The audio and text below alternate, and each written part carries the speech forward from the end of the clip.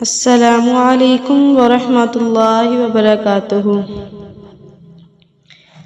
کیسے ہیں آپ سب؟ امید کرتی ہوں سب خیر و عافیت ہوگی۔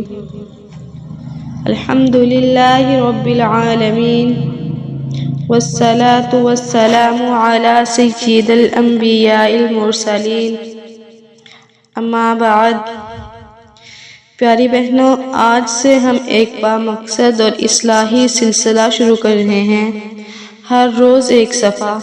اس سلسلے میں ہم روزانہ ایک صفحہ پڑھا کریں گے اور اس کا خلاصہ سمجھیں گے اور اس میں موجود سبق کو اپنی زندگی سے جوڑنے کی کوشش کریں گے انشاءاللہ۔ آج کا صفحہ ہے اللہ کی محبت۔ اللہ جل شانہ ہمارے خالق و مالک اور رازق ہیں۔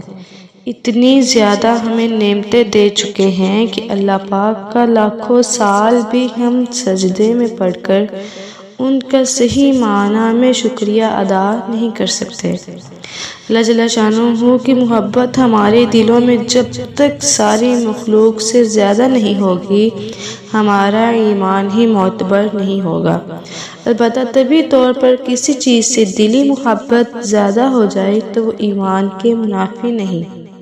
دنیا کا بھی اصول ہے کہ جو جتنا زیادہ احسان کرتا ہے اس سے اتنی ہی زیادہ محبت ہوتی ہے۔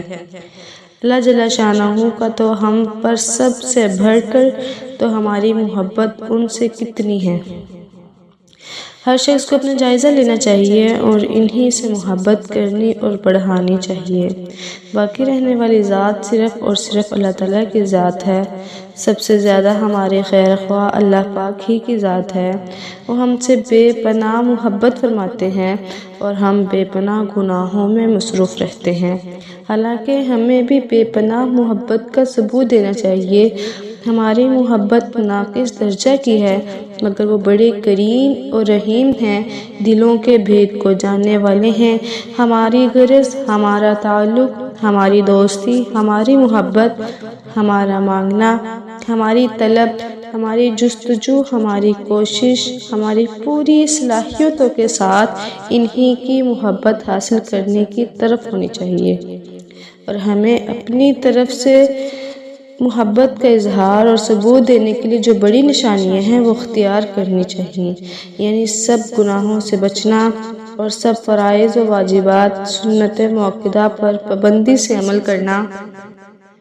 پیاری بہنوں، آج کے صفحے کا خلاصہ یہی ہے کہ اللہ کی محبت صرف باتوں سے نہیں ملتی، عمل سے ملتی ہے۔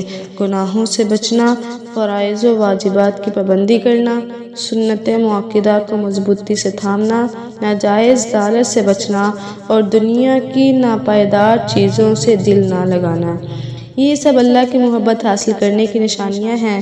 اللہ تعالیٰ ہمیں اپنا سچا محبوب بندہ بنا لے، آمین۔ انشاءاللہ کل ہم اگلا صفحہ پڑھیں گے، حقوق اللہ۔ تب تک کے لیے اپنا اور اپنے ایمان کا خاص خیال رکھیں۔ جزاکم اللہ تعالی۔